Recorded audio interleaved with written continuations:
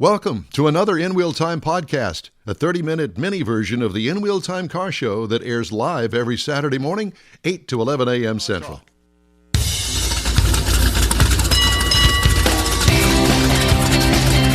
Like Elvis's Hawaiian concert. It's his birthday. It's the worldwide broadcast of the In Wheel Time Car Talk Show. Did you like the way I melded that in there? Yeah. Just ahead, we're going to talk amongst ourselves, and we're also going to talk with Mike Quincy, Consumer Reports. And his blue suede shoes. I don't know whether Mike's got blue suede shoes, but we're going to find out.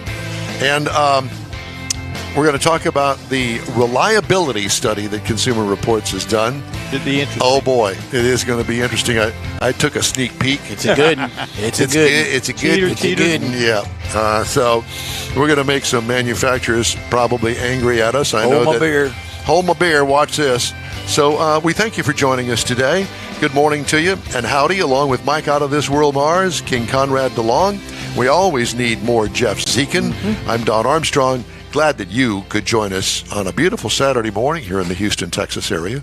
It's a bit chilly, but the sun is out, and it's a beautiful day. It's going to be nice. a beautiful in the weekend. neighborhood. Yep, it truly is. Don's wearing his sweater.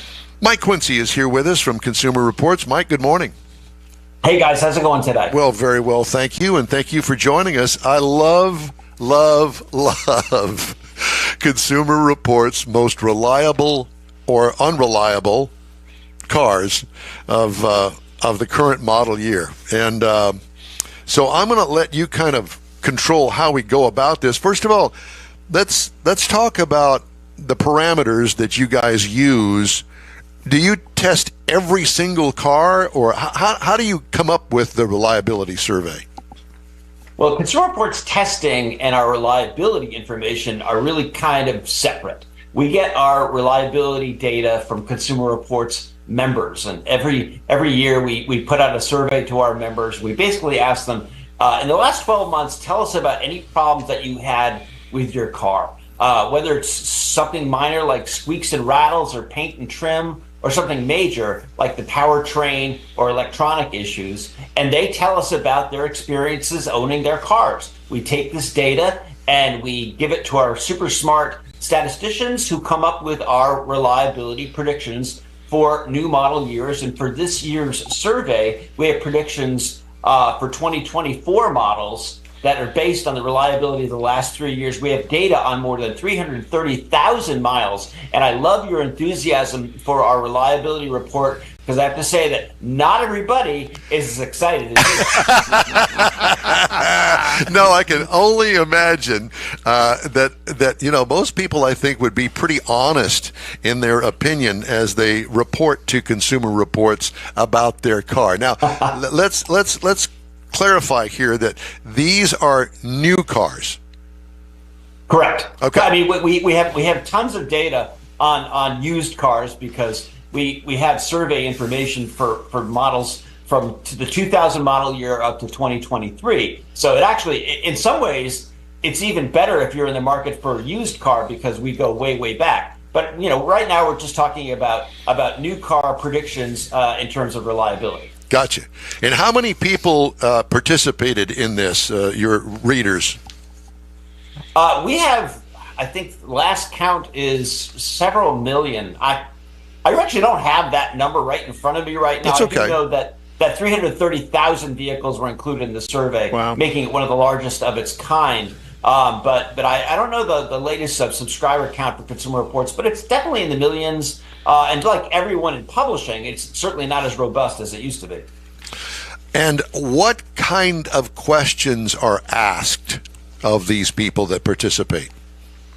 Well, we asked them about problems with their cars. We were talking about problem areas like engine, electric motors, transmissions, every component that can affect the livability of a car. And we look at the data, and we look at sample sizes, and when you have a goodly number of people saying the same thing about the same component about the same car, that gives you an idea that it is statistically relevant. That's easy for me to say. to come up with recommendations. Either this car is reliable or we predict it will not be reliable. But all this data is purely what is input by your members talking about their 3-year-old cars, up to 3-year-old cars. Correct. Or their 1-year-old car, their 2-year-old car. I mean, there's other surveys out there that talk about initial quality. Problems gone wrong in the first 30 days or 60 days. We usually think surveys like that are pretty ridiculous. It's a brand new car. Nothing should be going wrong in the first 30 days, for goodness sake. So initial quality doesn't mean as much to us at Consumer Reports as how is it holding up over 1 year, 2 year, 3 years, and beyond. But you don't get any participation from the manufacturers in this as far as any data from them about percentage of component failures of their fleet. No, the manufacturers do not weigh in Consumer Reports surveys. But when we meet with manufacturers and we talk to them about our survey results, 98% of the time, 99% of the time, maybe, they know exactly what we're talking about. They see their warranty claims. They know every weaknesses of their cars and their components, and so they're generally not really surprised by just about anything that we publish. Right. Now, all of these cars they're not just gasoline engines; they're also hybrids, and I understand you looked at EVs as well. Well, as EVs are becoming more popular and dare I say almost mainstream, we did get a lot of survey information on electric vehicles as well as plug-in hybrids. And one of the more interesting anecdotes of our survey results is that we found that EVs have 79% more problems than models with internal combustion engines. Wow! Now, and you think, well, that's crazy because a lot of people are buying EVs these days. But then we looked a little deeper on the other electrification of models, and that's plug-in hybrids. They have 146% more problems. But I mean, in some ways, the logical way of thinking about it is most manufacturers are new to the EV world. They're new to the plug-in electric world, and so they haven't worked out all the bugs yet. The one kind of positive spot among EVs is Tesla, but they've been at it longer, so it's kind of goes lockstep here. So how do you filter out and having been a field engineer for General Motors, I know what you're talking about they know what's going on. How do you filter out the emotion of your members?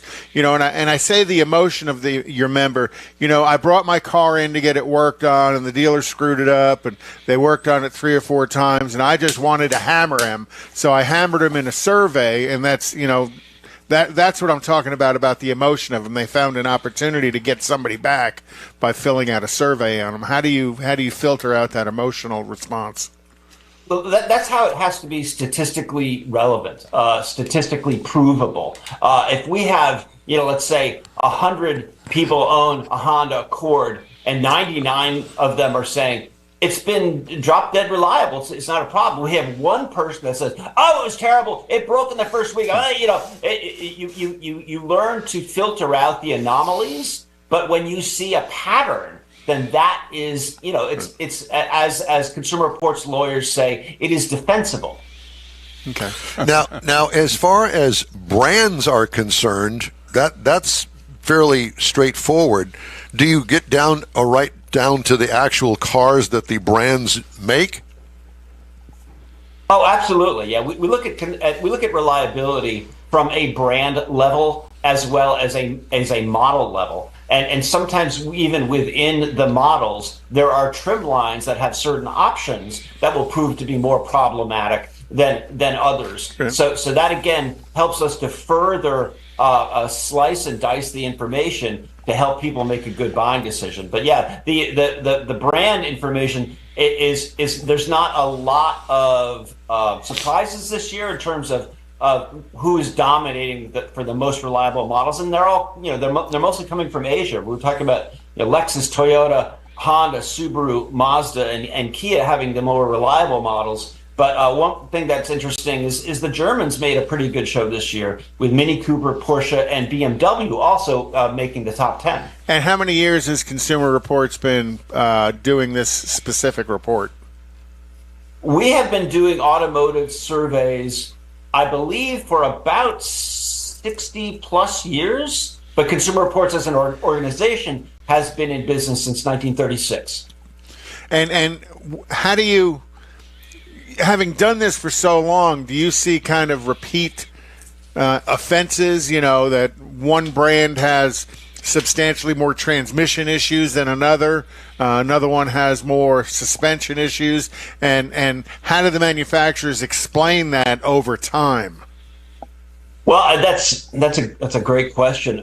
We definitely saw some patterns of failure for components. For example, there is some Nissan CVTs that are problematic, which, I know a lot of people have heard about that. There was a time when Subaru head gasket issues were also a consistent problem. But it isn't so much that a manufacturer is stuck with a bad legacy. For example, you look at Kia being in the top 10 for most reliable brands. There certainly was a time when Kia wasn't even close to the top 10, maybe not even midway through the whole brands. And they have worked hard to improve their reliability. And when you look at BMW, I think they've also looked at how they're doing things and improved a lot also. So, but yeah, there's some manufacturers like at Chrysler, Mercedes-Benz, Volkswagen. Every year they seem to be terrible, and you almost wonder what is going on within the confines of those offices. Why can they seem not to figure out the keys to good reliability? Right. What is there anything in the survey? You surveyed, it shows up here as 30 brands in all, Chrysler being at the very bottom of the list and Lexus being at the very top of the list. Is there anything in between there that kind of surprised you, kind of took you back and going, wait, what's going on here? Well, I think when you're, when you're sort of rooting for the home team, maybe you want Detroit to do better. I think Ford is kind of an interesting cross section, because there are some models of the Ford lineup like the Maverick and the Edge that have proven to be pretty reliable. But on the other hand, they've also had some real stinkers in the last survey. The Ford F-150 Lightning all-electric pickup has been abysmal. The Ford F-150 hybrid pickup truck, which is a great truck, I love this truck so much, is also turned out to be super unreliable. So you sometimes you can look at reliability from a brand level, and you say, well, I don't know which Subaru I want, but I know most of them are pretty reliable. Or you get down to the model level, and I guess in today's consumer, it isn't so much just to be loyal to one brand. You say, well, my father bought Chevrolets, my uncle bought Chevrolet, so I'm going to buy a Chevrolet. I don't think it's that easy, and I don't think that's a good use of people's money. And then again, how do you manage the recalls that are issued when you look at, some of these manufacturers have recalled every car they've sold for 6 or 7 years, and how does that impact on the reliability scores that you guys are ranking? Recalls are actually not a part of Consumer Reports reliability, because most recalls are a one-time event. In other words, the manufacturer is saying, we've got a problem, you bring it to us, we're going to fix it, it's not going to cost you any money, and usually it's done. So that in and of itself is not a factor to make something unreliable. I mean, Okay. You think about how many millions of cars were affected by the Takata airbag recall. This is like a global thing. It doesn't mean that every car that has one of those defective airbags is a completely unreliable car, but you fix the airbag and you really don't have any issues. Okay. Is there anything in the bottom half of the list that is consistently at the bottom half of the list year after year? Pretty much Jeep. Jeep, which is too bad. I mean, listen, Stellantis redesigned the Grand Cherokee. It actually did really well in our testing, and so it's too bad that it's turning out to be really unreliable. The Grand Cherokee, the Grand Cherokee L, the Wrangler are all coming pretty low in Consumer Reports reliability surveys. And what's interesting is that some of these Jeep models, fly in contrast to Consumer Reports owner satisfaction surveys. I mean, people that buy a Jeep Wrangler love them, but they're also being honest with how unreliable they are. So, I tip my hat to the Consumer Reports members that are telling us all about their model. Yes, I really like it, but no, it really is a pain in the neck. So, but could their use, that's an off-road vehicle, could then taking it off-road impact that? I mean, is there any accountability or allowance for that? That's a good question, Mike. I don't think it is like I abused the vehicle off-road and it broke, so it's unreliable. I don't think really that's a factor. I mean, when you look at some of the Wrangler's problems, it might be electronic issues that really have nothing to do with off-road hardware per se. Okay. But I think it's a fair question. In other words, how is this car driven? And for example, when you think about how the owners of most minivans, they're probably suburban parents that aren't, abusing their car. And so there's some minivans that are really super reliable because they're not abused. The same thing you could be saying about sports cars. Maybe people drove the wheels off it and they say, well, it's not reliable because it broke because I broke it.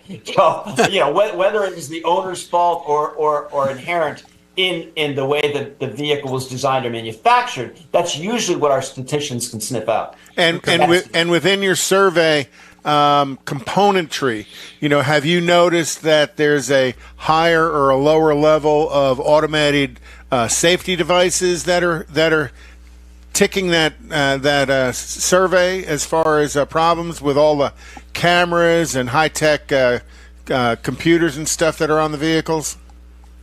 We're not seeing a wide amounts of those kinds of failures unless they fall under general electronics. Electronic failures are among the most cited trouble spot in Consumer Reports surveys of examples of people where they're having problems. But I would have to dig into that a little deeper to get a proper answer for your question because it might fall under electronics, but I'm not aware that these safety features are failing. I am aware, though, that they cost a fair amount to replace. Yeah. So, all the sensors, all the cameras, all the stuff that you're talking about, when you get into like a simple like fender bender in a parking lot, it can cost a whole lot of money to fix all that stuff.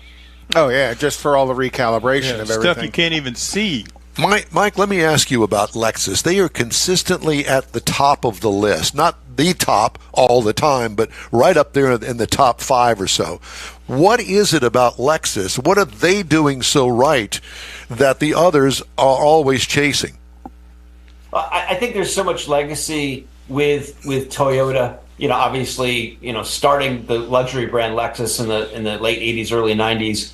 And Toyota is consistently also a super reliable manufacturer. I think what Toyota and Lexus do is they get a technology and they stick with it. They have a 2.5 liter 4-cylinder engine that they put in a lot of models. They have a hybrid system that they have been working on and perfecting for like 25 years. Yeah. So they're not bringing in the latest tech. They've been reluctant and rather slow, actually, to get into the whole EV area. Because first of all, I don't think they see it as being very profitable, but also it's not in their expertise. So they're very slow to kind of embrace new technology, and most likely they're going to test it out in their home market before they bring it to the United States. The Prius was a thing in Japan before it came to the U.S., and over time that model has become just an incredible legacy of amazing reliability for what is a very complicated car. But Toyota has, gets their technology down and they generally stick with it. Mike, where can our followers get more information on this study? Is it consumerreports.org?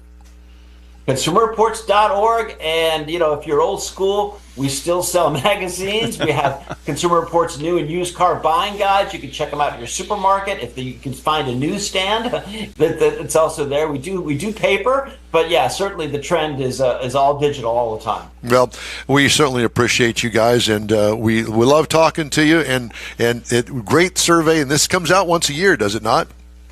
That is correct, and we have this new survey information right around December, and then we're also working on our April issue, which is the big car issue of Consumer Reports, which should debut sometime in February. So that'll be another a reason to to come on in real time and talk it up. Absolutely, and we're going to invite you. Just let us know when that comes out and you're ready to talk. We'll get you on. Thanks so much, guys. I really appreciate it. Thank you. Thank Mike you. Quincy, Consumer Reports in the Automotive Reliability Study. And they do such a great job because they're not influenced by advertising. Mm-hmm. You know, it's just pure data that they supply information on. I really appreciate it. I respect it too. All right, time now for the events calendar here on In Wheel Time, and Conrad has events coming up. Well, Houston Cars and Cocktails at Sawyer Park Ice House in the Woodlands. Wait a minute, now that's a cruise-in. Is January 14th. The Winter Conroe Swap Meet and Car Corral, February 16th through 18th at the Montgomery County Fairgrounds in the off of Airport Road. Stephanie Nichols' 13th Annual Car and Plane Show at the Georgetown Airport. Is Car February. and Plane Show. I like it. Yeah, I think it's a great idea. February 24th at the Georgetown Airport. The 11th Annual Rouse Rock and Rides at Gupton Stadium is March 2nd. Gupton Stadium. The CCA Honda Acura at the Conclave in the Killeen Special Events Center is April 13th. January 14th is Savage Sunday Exotic Car Show in the Heights. So, you want to go see some. You edited that on the fly, didn't you? Which? Your events calendar. Nope, not at all. You didn't? Oh, because we started off as a cruise-in, and I'm just calling you out. I'm just not jacking with you, really. In that, well, you want cruise-ins is tomorrow. Well, I know, but we're not there yet. Okay. That's another feature that we have later on in the show. Yes, sir. Okay, thank you. Thank you for participating. Back to you, Don. All right, Mr. Mars got a chance to review the new Ford Bronco. We're waiting to hear what you got to say, Mike. I have to say, right up front, I got the most comments on this vehicle than any vehicle I've ever driven, including the Hellcats and stuff. I mean, people recognize this vehicle. It is so well done with this Heritage model. Now, this is the 2023 Ford Bronco. It is the Heritage Edition. Now, this is the two-door model. It is a truck-based SUV. You can get 7 different models of the Bronco. This is the 6th generation of it. It's part of it. But this version, they've got 2 different levels of the Heritage, and it is a 4-passenger vehicle. It is 2-door, just like you remember them. And they've just done it extremely well to make it look the same, but it is obviously much bigger. The one I had came with race red, so it had the white removable top, had the white grille, the white 17-inch wheels on it, and it's just really well done. Had LED headlamps up front that are automatic high beams. The wheels are a 17-inch Oxford white aluminum wheel that's made to look like the old steel wheels. Just really nice looking. Now, when you get to the inside of this vehicle, again, this is a 4-passenger model. They don't even try and make it a 5. We had the plaid cloth seats. They're very supportive. The front buckets are heated. The split rear seats that fold are also folded in the plaid cloth. We had the 8-inch center stack in the front, and it was, it's always nice to have a little bit bigger, but this one was very good. And the dash on it, we had the white dash all the way across. It almost looks like it's plastic. It's not, but that's part of that Heritage look that goes with it. Now, we also had the 8-inch digital screen for the driver to have all the controls and all the information that the driver needs there.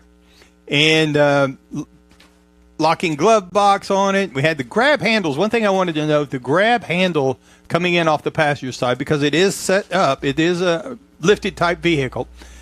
It's up on the console close to the center stack. It's a reach. It's not up on the pillar where you would think it would be like in a lot of Ford vehicles. So my wife found it a little inconvenient. It worked, but it would have been so much easier and better if it had been up there on the pillar. Now, up under the hood, we had the 2.3-liter EcoBoost, 300 horsepower, 325 pound-feet of torque. Now, there is a V6 option that will get you 330 horsepower. Main thing about the V6 is the 415 pound-feet of torque. Now, I drove this. We were backed by a 7-speed manual transmission. I think it's got more than enough power to go any place you manual want. transmission. It took when I first got in it, it was dark and I wasn't looking, and I went down there and pushed on the brake and I hit the start button and it wouldn't start, and then I realized it was a manual, so I had to have the clutch, everything in. So it was very unusual to get into one that's new from the factory. So the EPA says you should be looking for 16 in the city, 18 on the highway, with combined about 17. I happened to get across 301.5 miles, 19.2 miles to the gallon in this thing. Not bad. And I was very impressed with that. And like I say, it has more than enough power. I don't really know why you would want Did you that rev it up V6. to like 7,000 RPM before you shifted it? Nah. No point. I mean, that's not what that vehicle's made for. But I wish there was some place around where we could do a little rock crawling or something. You know, the only thing we got is a little mud and a little sand. And again, I don't know why you would want a V6 in this vehicle. I think the inline four has got plenty of power.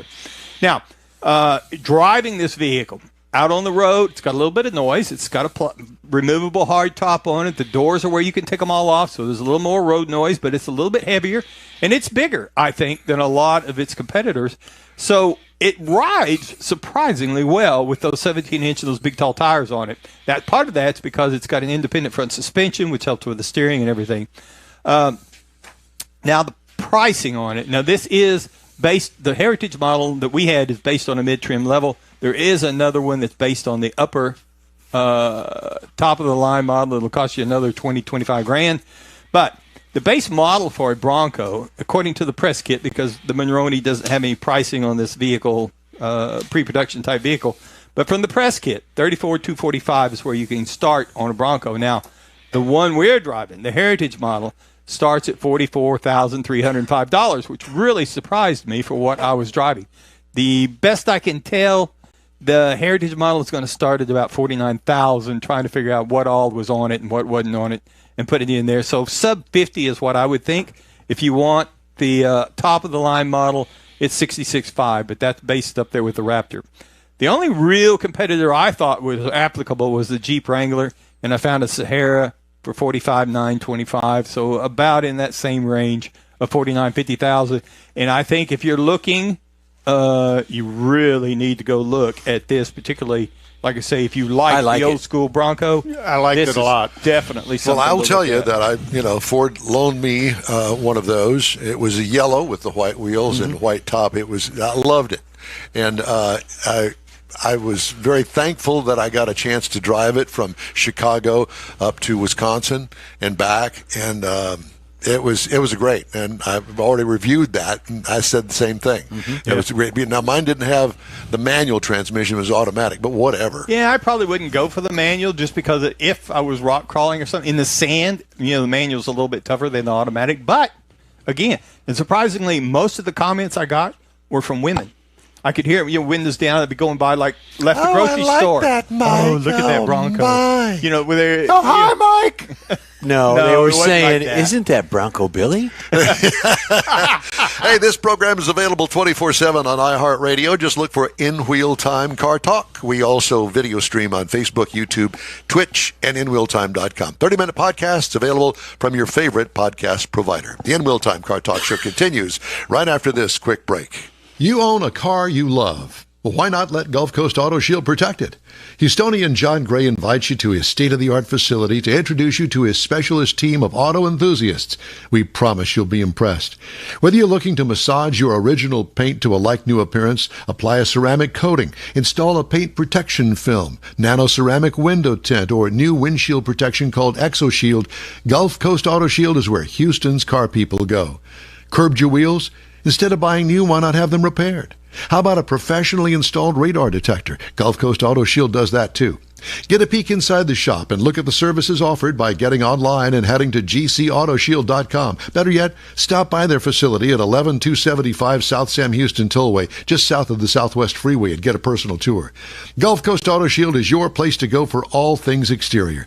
Call them today, 832-930-5655 or gcautoshield.com.